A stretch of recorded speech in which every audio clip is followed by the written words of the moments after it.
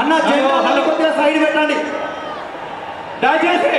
సందీప్ బాబు దయచేసి జెండాలన్నీ లాస్ట్ కావాలమ్మా, జెండాలన్నీ చివరికి కావాలా ప్లీజ్. చేతులెత్తి నమస్కారం చేస్తున్నాం. జెండా లాస్ట్ కావాలి, పెద్ద జెండా నీకే కెమెరాలకు అడ్డమవుతున్నాయి. జెండాలన్నీ లాస్ట్ కావాలి ప్లీజ్, అన్ని జెండాలు లాస్ట్ కావాలి. తమ్ముడు లాస్ట్ కావాలి, మళ్ళీ పేరుతో చెప్పించుకోకండి. తమ్ముడు మధ్యలో వాళ్ళే.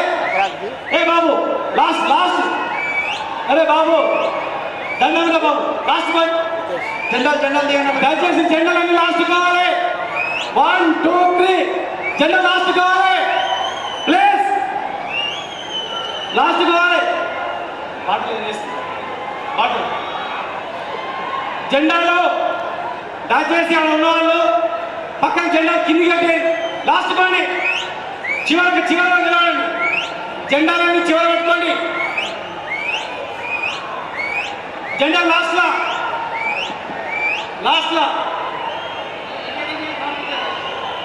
గౌరవనీయులు తెలంగాణ రాష్ట్ర సాధకుడు, తెలంగాణ రాష్ట్ర సాధనకై అలుపెరగని పోరాటం చేసి చావు నోట్లో తలబట్టి జయించి తెలంగాణ రాష్ట్రాన్ని సాధించి 10 సంవత్సరాలు ముఖ్యమంత్రిగా ఉండి తెలంగాణ రాష్ట్రాన్ని సస్యశ్యామలం చేసి ఈ పాలమూరు జిల్లాను, ఈ మహబూబ్నగర్ జిల్లాను పత్తుగడ నుంచి వలసలు లేకుండా చేసి అట్టడుగు వర్గాలకు, రైతులకు, దళితులకు, మైనారిటీలకు, అన్ని వర్గాల వాళ్లకు, సంబంధ వర్గాల వాళ్లకు అన్ని రకాలుగా లాభం చేసి దేశంలోనే తెలంగాణ రాష్ట్రం అగ్రగామిగా నిలిపి తలెత్తుకొని తిరిగేటట్టు చేసి 10 సంవత్సరాలు అధికారంలో చేసిన తర్వాత 10 సంవత్సరాల్లో 200 పెన్షన్ 2000 చేస్తే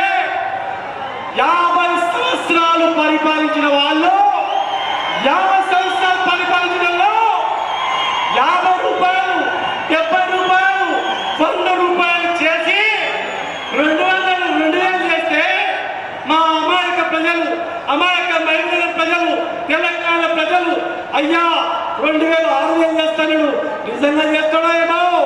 రైతు బంధు 10,000 ఇస్తే 14 చేస్తాడు, నిజమనేమో. బిడ్డలాగా పెళ్లిళ్ళు వాళ్ళు వేసుకోండి, నవంబర్లో పెళ్లి చేస్తాం కానీ డిసెంబర్ వేసుకోండి, తలం బంగారు ఇస్తా అంటే పేదవాళ్ళు, పేద జీవులు నిజంగా తులం బంగారం వస్తుందని వాయిదా వేసుకొని ఇలా ఓట్లేసినప్పుడు తులం బంగారం వచ్చిందా? తులం బంగారం వచ్చిందా? 6,000 పెన్షన్ వచ్చిందా? 4,000 పెన్షన్ వచ్చిందా? అత్తకొక్కడికి కోడలు గుడిస్తా, బిడ్డ గుడిస్తా. వచ్చిందా అత్తకు? అక్క వచ్చిందా? అవ్వ వచ్చిందా?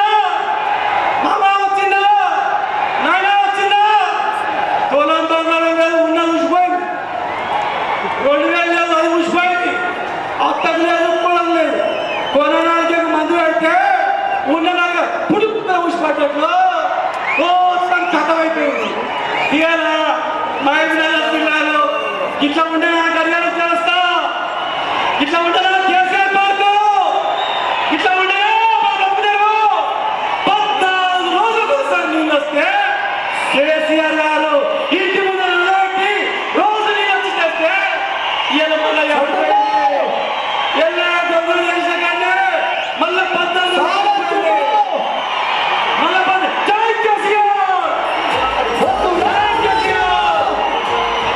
జై కేసీఆర్.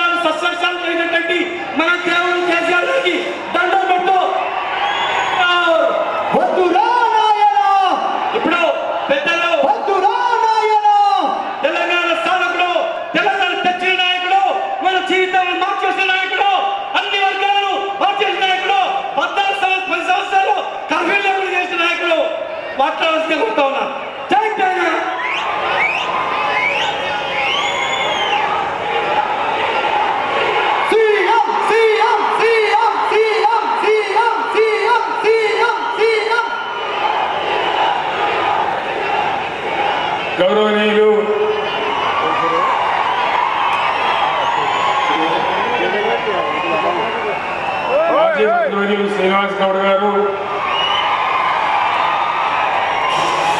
గౌరవనీయులు జడ్చర్ల ఎమ్మెల్యే లక్ష్మారెడ్డి గారు, మాజీ ఎమ్మెల్యే రాజేందర్ రెడ్డి గారు, నారాయణపేట మాజీ ఎమ్మెల్యే ఆల వెంకటేశ్వర రెడ్డి గారు,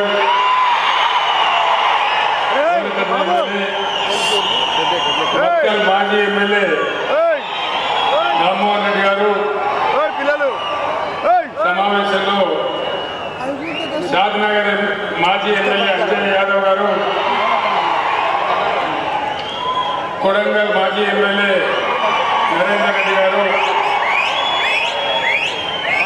ఈనాడు మీ అందరి ఆశీర్వాదం కోసం ఈ ఎన్నికల్లో బీఆర్ఎస్ పార్టీ అభ్యర్థిగా పోటీ చేస్తున్న గౌరవనీయులు మన్నె శ్రీనివాస్ రెడ్డి గారు,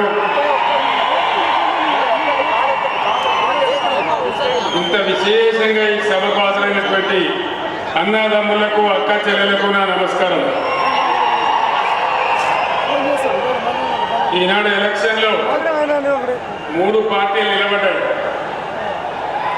ఒకటి బీఆర్ఎస్ పార్టీ, రెండవది కాంగ్రెస్ పార్టీ, మూడవది బీజేపీ పార్టీ.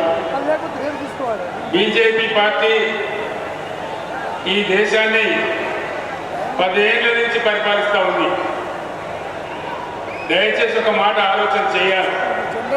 ఇక్కడ నిలిచిన బీజేపీ అభ్యర్థి ఎవరు, ఆమె గుణగణాలేంది, బీజేపీ గవర్నమెంట్ ఈ దేశానికి చేసిందేంది, ఒకసారి మీరందరూ కూడా ఆలోచించాలని నేను కోరుతా ఉన్నా. ఎన్ని నినాదాలు చెప్పినట్టు నరేంద్ర మోడీ కనీసం 100 నినాదాలు చెప్పినట్టు 100 ఒక్క నినాదమైన నిజమే జెండా నిజమే ఒక్క నినాదమైన నిజమేందా? నరేంద్ర మోడీ చెప్పినటువంటి కట్టుకథలు పిట్టుకథల ఒక్క నినాదమైన నిజమైందా? ప్రజలకు ఎవరికైనా లాభం జరిగిందా?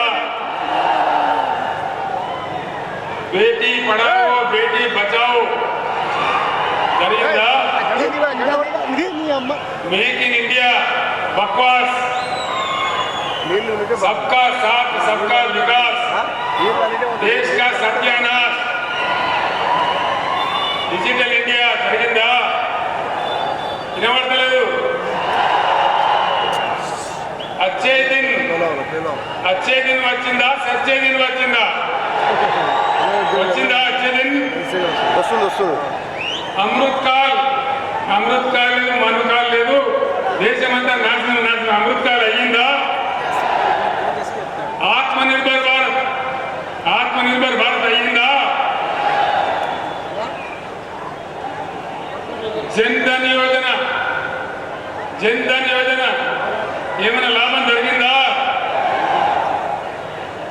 ఫసల్ బీమా ఏ రైతు కన్నా వచ్చిందా? దాని తదనంతరం అన్నిటికన్నా ముఖ్యమైనది, నేను గెలిస్తే ప్రతి కుటుంబానికి 15 లక్షలు వస్తాయి. ఇది నరేంద్ర మోడీ 10 ఏళ్ళ కింద చెప్పిండు. వచ్చినాయి ఎవరికన్నా అన్న సపరేట్ అవ్వట్లేదు. 15 లక్షలు వచ్చినాయా? ఇవన్నీ చేసినందుకు నరేంద్ర మోడీ విశ్వగురువా? పాలమూరు ఎత్తిపోతల పథకం కట్టుకొని 100 ఉత్తరాలు రాసినాం, బతిమాలినాం. పాలమూరు వెనుకబడ్డ ప్రాంతం, మాకు జాతీయ హోదా ఇవ్వండి అని అడిగినాం. ఇచ్చిండ్రా? ఇప్పుడు నిలబడ్డ డీకే అరుణ గారు జాతీయ ఉపాధ్యక్షురాలు, 5 ఏళ్ల నుంచి ఆమెనే ఉన్నది. మరి పాలమూరు జాతీయ హోదా తెచ్చిందా? మరి ఏం ముఖం పెట్టుకుని మాట్లాడుతా ఉన్నారు? దయచేసి ఒకసారి ఆలోచన చేయండి. ఈ ప్రపంచంలో డాలర్ అగెన్స్ట్ గా మన రూపాయి ఎంత దిగజారిపోయింది. రూపీ వాల్యూ ఏంటి? అలా 83 రూపాయలు. ఇది భారతదేశ గౌరవమా? ఇది నరేంద్ర మోడీ పరిపాలన ఫలితమా? 18 లక్షల ఉద్యోగాలు ఖాళీ ఉన్నాయి కేంద్ర ప్రభుత్వంలో. ఖాళీ ఇస్తున్నారా? మరి నిరుద్యోగం పెట్టబోవా? నల్ల చట్టాలు తెచ్చి రైతుల వ్యతిరేక చట్టాలు తెచ్చి ఢిల్లీ దగ్గర రైతులు ధర్నా చేస్తే దాదాపు 750 మంది రైతులు చచ్చిపోయినారు. పోలీస్ కంచెలు పెట్టి వాళ్ళు కొట్టారు తప్ప వాళ్ళని రానియలేదు. నేను పోయి మన రాష్ట్రం తరఫున పంజాబ్ పోయి చండీగఢ్లో 750 మంది రైతులకు ఎన్ని జిల్లాలుంటే అన్ని జిల్లాలకు కేంద్ర చట్టం ప్రకారమే నవోదయ పాఠశాల ఇవ్వాలి. మనం 33 జిల్లాలు చేసుకున్నాం. ఒక్కటన్నా నవోదయ పాఠశాల ఇచ్చిందా మోడీ? మరి మన రాష్ట్రానికి, కొత్తగా తెచ్చుకున్న రాష్ట్రానికి, పేద రాష్ట్రానికి ఒక్క నవోదయ పాఠశాల కూడా ఇవ్వనటువంటి బీజేపీకి ఒక్క ఓటు కూడా మనం ఎందుకు వెయ్యాలి? వేయచ్చునా? నేనేం చెప్తున్నా అర్థమైందా? ఏ రాష్ట్రంలో ఎన్ని జిల్లాలు ఉన్నాయో అన్ని జిల్లాలకు నవోదయ పాఠశాల ఇవ్వాలి. ఇది కేంద్ర ప్రభుత్వ చట్టం. నేను ఒక 100 ఉత్తరాలు రాసిన, అయ్యా మాది వెనుకబడ్డ ప్రాంతం మాది, ఇయ్యండి నవోదయ పాఠశాల అంటే ఒక్కటి కూడా ఇయ్యలే, ఒక్కటి కూడా. మరి అటువంటి బీజేపీకి మనం ఎందుకు ఓటేయాలి? దయచేసి ఆలోచన చేయండి. 157 మెడికల్ కాలేజీలు పెట్టిన దేశంలో మోడీ మాకు 4 ఇవ్వని బతిమాలి. ఒక్క మెడికల్ కాలేజీ అయినా ఇచ్చిందా? మరి ఎందుకు ఓటేయాలి మనం? నేను యువకులతో దయచేసి ఒకటే మాట మాట్లాడుతూ ఉన్నా. భవిష్యత్తు మీది, తెలంగాణ మీది, ఈ దేశం మీది. ఎవరు పనిచేస్తారో, ఎవరు న్యాయంగా ఉంటారో వాళ్ళకు ఓటేస్తేనే మన బతుకులు బాగుపడతాయి. పని చేయని వాళ్ళకైతే ఇబ్బంది పెడతాడు. ఇవన్నీ పోను. నరేంద్ర మోడీ ఒక మాట చెప్పిండు. ఏం మాట? కేసీఆర్ వ్యవసాయ బావుల కాడ నువ్వు తప్పకుండా మీటర్లు పెట్టాలి. మీటర్లు పెట్టకపోతే సంవత్సరానికి 5,000 కోట్ల గ్రాంట్ ఏదైతే ఉందో దాన్ని బంద్ చేస్తా అని చెప్పినాడు. నేను చెప్పిన నరేంద్ర మోడీ, నా ప్రాణం పైన నా తలకాయ తగిన నేను మీటర్లు పెట్టాను చెప్పిన. మీటర్లు పెట్టానా అవుతా అన్న? ఇన్నవార్తలు మీటర్లు పెట్టానా అవుతా? మరి అలా నరేంద్ర మోడీకి ఓటేస్తే జరిగేది ఏంటి? నరేంద్ర మోడీకి ఓటేస్తే మేము మీటర్ పెట్టి మనంగా కూడా, మీటర్ పెట్టమని చెప్పంగా కూడా రైతులు మాకే ఓట్లేసిండ్రు కాబట్టి ఖచ్చితంగా మీటర్లు పెడతాడు. ఇప్పుడున్న ముఖ్యమంత్రి చోటేబాయ్, నరేంద్రబాయ్, బడేబాయ్. చోటేబాయ్ ఓటేసినా, నరేంద్ర మోడీకి ఓటేసినా ఒకటే. ఈడ చోటేబాయ్ ఓటేసినా పెద్దన్న పెట్టుకుంటాడు, పెడతా అంటాడు. బీజేపీ ఓటేసినా గ్యారెంటీ పెడతారు. మరి మీటర్లు పెట్టించుకోవడానికి బీజేపీ ఓటేయన్నా? పెట్టుకోవాలన్నా మీటర్లు? దయచేసి ఆలోచన చేయాలి. 7 మండలాలు మన ఈ గుంజి ఆంధ్రప్రదేశ్కి ఇచ్చింది నరేంద్ర మోడీ. 400 మెగావాట్ల సీలేరు పవర్ ప్లాంట్ కరెంట్ ఉత్పత్తి చేసే కేంద్రాన్ని మన గుంజి ఆంధ్రాకి ఇచ్చేసింది. మరి ఇటువంటి నరేంద్ర మోడీకి ఎందుకు మనం ఓటేయాలి? తెలంగాణ ఉద్యమం మనం చేస్తుంటే ఆంధ్ర వాళ్ళు మనం నీళ్ళు ఎత్తుకొని పోతా ఉంటే ఇక్కడి నుంచి కాలువ పెట్టి వాళ్ళ ఆనాడు రఘువీరారెడ్డి పాదయాత్ర చేయడానికి వస్తే ఇదే డీకేఆర్ను పోయి మంగళారతులు ఇచ్చి, అయ్యా నువ్వు మంచిగా తీసుకుపోతున్నావు, నా తెలంగాణ నీళ్ళు తీసుకుపోని మంగళారతి పట్టింది. ఈమెకి మనం ఓటేయన్నా?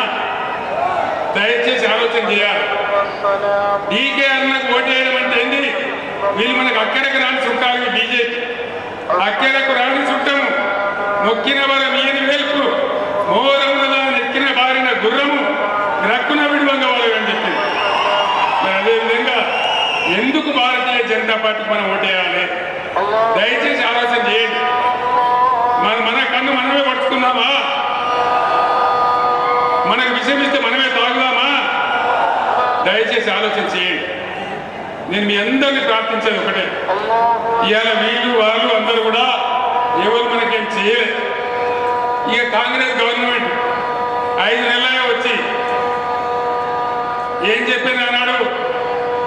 మాకు ఓటేస్తే మొత్తం నిమిషాల మీద క్షణాల మీద చేద్దామని చెప్పింది. రైతు బంధు వచ్చిందా అందరికీ? వినబడతలేదన్నా? రైతు బంధు వచ్చిందా? ఇగో ఇది కేసీఆర్ 5,000 ఇస్తాడు, కేసీఆర్ 10,000 ఇస్తాడు, నేను 15,000 ఇస్తా. వచ్చిన 15,000 2 లక్షల రుణమాఫీ అయ్యిందా? గోవిందనేనా? గ్యారెంటీగా వడ్లకు బోనస్ ఇస్తారా? వడ్లకు బోనస్ 500 రూపాయలు ఇస్తారా?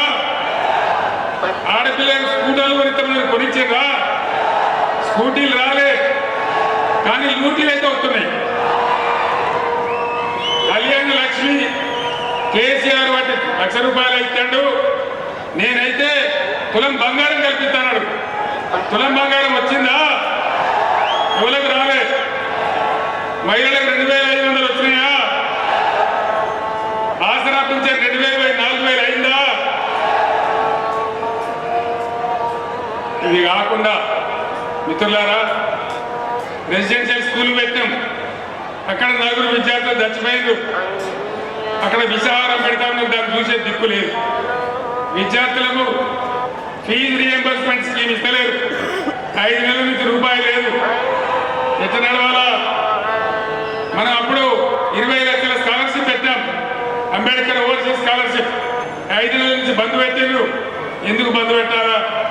ఈ విధంగా ప్రతి విషయంలో మోసం, ప్రతి స్కీమ్లో దగా, అన్ని రకాలుగా మనం నాశనం చేస్తూ ఉన్నారు. చేనేత కార్మికులు లేరు, వాళ్ళకి రూపాయి ఇస్తలేరు. థ్రిఫ్ట్ స్కీమ్ బంద్ చేసిండ్రు. 50% రంగులు, రసాయనాలు, నూనె బంద్ చేసిండ్రు. మొత్తం అన్ని రకాలుగా చాలా భయంకరమైన బాధలు పడతా ఉన్నారు. నేను అనేది ఏంటంటే, నా ప్రాణం ఉన్నంత వరకు నా కళ్ళ ముందటనే తెలంగాణని ఇట్లా నాశనం చేస్తామంటే కేసీఆర్ యుద్ధం చేస్తాం తప్ప నిద్ర పోడు అని చెప్పిన మనం చెప్తాం. ఆనాడంతా కష్టపడి నా ప్రాణాలకు తెగించి నేను చచ్చిపోయినా పర్వాలేదని ఆమెను నిరాహార దీక్ష చేసి మీ అందరి తోడుగా నేను ఆనాడు తెలంగాణ తెచ్చిన. తెలంగాణ నా కళ్ళ ముందు నేను నాశనం అయిపోతే చూస్తూ ఊరుకోవన్నా? యుద్ధం చేద్దామా? చూస్తూ ఊరుకుందామా? యుద్ధం చేద్దామా? కొట్లాడదామా? అందరు దయచేసి తయారుగా ఉండాలి. ఎటువంటి పోరాటానికైనా युद्ध చేద్దాం. तेलंगाना के हमारे मुसलमान बुजुर्गों को, भाइयों को और हमारे मुस्लिम बहनों को मैं सलाम करता हूं और आप तमाम लोगों से मैं अदबन गुजारिश करता हूं। आज कांग्रेस पार्टी इस पार्लियामेंट के इंतखाबात में तीसरे दर्जे पे है, तीसरे दर्जे पे 3rd प्लेस में है। महबूब नगर में भी बीजेपी का और बीआरएस का टक्कर है, टक्कर चल रहा है दोनों के बीच में, बीजेपी और बीआरएस। कहीं आप लोग गुमराह होके कांग्रेस को डालेंगे तो बराबर बीजेपी जीत जाएगा। क्या महबूब नगर में बीजेपी को जिताना है? रियासत तेलंगाना में आज तक हम सेक्युलर सरकार चलाया, आज तक हम सेक्युलर रहे और जान गया परवाह नहीं, हम सेक्युलर ही रहेंगे। माह रमजान बहुत बड़ा मुकद्दस महीना होता है, मुबारक महीना होता है। हर रमजान में मैंने हमारे गरीब मुसलमान भाई और बहनों के लिए तौबा भेज रहा था। क्या इस बार रमजान में तौबा मिला? क्यों नहीं मिला? क्या वजह? इसके पीछे कौन है? ये क्या इंसाफ है? आप लोग जानिए, हिंदुस्तान में पहली बार, पूरे हिंदुस्तान में पहली बार हमारे मस्जिद में अजान देने वाले मौजम साहब को और हमारे तमाम लोगों को नमाज पढ़ाने वाले इमाम साहब को पहली बार हिंदुस्तान में हमने तनख्वाह दिया। किसी ने दिया? कभी देखा हमने तारीख में? किसी के पास दममत नहीं था, डरपोक लोग थे। यही कांग्रेस हमारे से पहले 50 साल हुकूमत किया, क्या उन्होंने दिया? गौर कीजिए, उस दिन भी तेलंगाना के लिए मैं अकेला ही चला था जानिबे मंजिल मगर लोग आते गए कारवां जुड़ता गया। एक साबित हुआ उन दिनों जब तेलंगाना का जद्दोजहद में कर रहा था, मैं साफ कह रहा था कि अल्लाह के घर में देर है लेकिन अंधेर नहीं है। और अल्लाह का करम हुआ, अल्लाह का करम हुआ, तेलंगाना हासिल हुआ। एक बार भी हमारे 10 साल के हुकूमत में कोई दंगा फसाद नहीं था। सभी अमन के साथ थे। किस प्रकार से हमने आपके बच्चों के लिए रेजिडेंशियल स्कूल खोले हैं, ये आपके सामने है। किस प्रकार से हमने पैसे अक़लियती बहबूदी के लिए खर्च किया है, ये आपके सामने है। इन तमाम चीजों के मद्देनजर मैं आपको प्रॉमिस करता हूं, मैं आपको यकीन दिलवाता हूं, बीआरएस एक सेक्युलर पार्टी है और हमेशा सेक्युलर पार्टी रहेगा। यहां से अगर आप गलती से, अगर आप किसी वहम में जाके कांग्रेस को वोट दिए तो यहाँ बीजेपी एमपी जीत जाएंगे। बीजेपी एमपी जीतना हमारे लिए अच्छा नहीं है, इस रियासत के लिए अच्छा नहीं है। इसीलिए मैं आप तमाम लोगों से अदबन गुजारिश करता हूं कि जरूर श्रीनिवास रेड्डी साहब को जिताइए, ये सेक्युलर आदमी है। సోదరులారా, ఇలా బీజేపీ కాంగ్రెస్ నేను ఒక్క మాట చెప్తా, బీజేపీ వస్తాడు, కాంగ్రెస్ వస్తాడు, బీఆర్ఎస్ బీజేపీకి బీ టీం అంటాడు, వీడు వారికి అంటాడు, వాడు వీరికి అంటాడు. కానీ మన భువనగిరిలో ఏం జరిగింది, భువనగిరి మున్సిపాలిటీలో బీజేపీ కాంగ్రెస్ ఇద్దరు కలిసి బీఆర్ఎస్ మున్సిపల్ చైర్మన్ తీసేసి ఇవాళ అక్కడ Congress municipal chairman, BJP vice chairman ఇది జరుగుతూ ఉంది. కాబట్టి మీ అందరినీ కోరుతా ఉన్నా, ఈ రెండు పార్టీలు ఏకమై ప్రాంతీయ పార్టీని దెబ్బతీసి ఇక్కడ వాళ్ళ ప్రాబల్యం మెచ్చుకునే ప్రయత్నం చేస్తూ ఉన్నారు. ఈ ముఖ్యమంత్రి ఏమయ్యా ముఖ్యమంత్రి, నువ్వు చేస్తలేవు అమలంటే కేసీఆర్ నీ గుడ్లు మీకు గోటీలు ఆడుకుంటా, కేసీఆర్ నీ పేగులు మీకు నేను మెడవేసుకుంటా, నీ ముడి మీద నా షెడ్డి గుంజుకుంటా, నిన్ను కొంచెపోయి చెర్లపల్లి జైల్లో వేస్తా. ఇది మర్యాదనా? 15 సంవత్సరాలు అన్నం తిన్నామో అట్టలు బుక్కినామో అందరం కలిసి కొట్లాడి తెలంగాణ నుంచి దానికి నాయకత్వం వహించింది నేను. తెలంగాణ కోసం నాకు చచ్చిపోయేదాకా, నా ప్రాణాల మీద దాకా తెగబడి పోరాడింది నేను. నన్ను పట్టుకొని ఇన్ని మాటలు మాట్లాడమా? 10 సంవత్సరాల పాలన ఎట్లా ఉండే? కరెంట్ ఎప్పుడైనా పోయిందా? ఇవాళ వస్తుందా? అంటే ఏం దుర్మార్గం ఇది? శాతం అయితే లేదా? ఇవాళ ఏంది? ఒకడేమో ఒక పార్టీ ఏమో దేవుడి పేరు చెప్పుకొని ఓట్లాడుతుంది, ఇంకో పార్టీ ఏం చెప్తుంది, ఇలా దేవుడి మీద ఒట్లు పెట్టి ఓట్లాడుతుంది. యాడిపోతాడు దేవుడు మొక్కాలి. ముఖ్యమంత్రి పోయి యాదేవి నర్సరీ మీద ఒట్టు, జోగులాంబ అమ్మవారి మీద ఒట్టు, ఆడిపోయి బాసర సరస్వతి మీద ఒట్టు. ఈ ఒట్ల రాజకీయాలు మంత్రి అవడాలి. నీకు చేసే దమ్ముంటే అప్పుడే చేయాలి కదా. చివరి మాట ఒకటి చెప్తా ఉన్నా, రైతులు మహబూబ్ నగర్ జిల్లా అయితే 25-30 ఎకరాల రైతు కూడా హైదరాబాద్లో వచ్చి ఆటో నడిపించారు.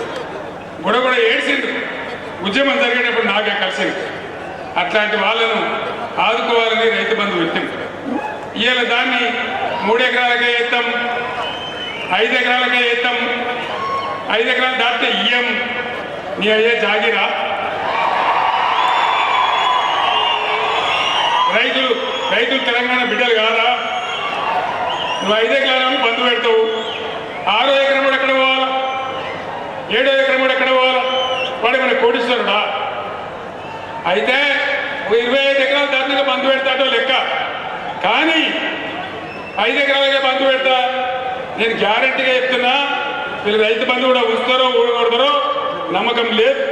రైతు బీమా కూడా ఉంటుందో ఉండదో తెలియదు. అందుకోసం రాబోయే రోజులలో మన రైతాంగం, మన యువత అందరం ఏకమై కులాల మతాలకు అతీతంగా ఈ ప్రభుత్వం మెడలు వంచాలంటే బీఆర్ఎస్కు బలం కావాలి. బీఆర్ఎస్కు మీరిచ్చేదే బలం. ఇక్కడ శ్రీనివాసరెడ్డి గెలిస్తే మహబూబ్ నగర్ బీఆర్ఎస్ బలం వస్తుంది. కాబట్టి దయచేసి నేను మీ అందరినీ కోరుతా ఉన్నా, బీఆర్ఎస్కి మీరు ఇచ్చే శక్తి అది మీ శక్తే, మీకే ఉపయోగపడుతుంది. కాబట్టి మీ అందరినీ కూడా పేరు పేరు నేను కోరుతా ఉన్నా. నేను వచ్చిన ఈ సందర్భంలో అపురూపంగా ఇంతకుముందు నేను ఎప్పుడు వచ్చినా కూడా రానటువంటి పద్ధతిలో బ్రహ్మాండమైన ఊరేగింపు తీసి అద్భుతమైన సమావేశం పెట్టినందుకు మీ అందరికీ కూడా నేను ధన్యవాదాలు తెలియజేస్తా ఉన్నా. మీ అందరికీ నేను ధన్యవాదాలు తెలియజేస్తూ నేను సెలవు తీసుకుంటా ఉన్నా. జై తెలంగాణ, కారు గుర్తుకే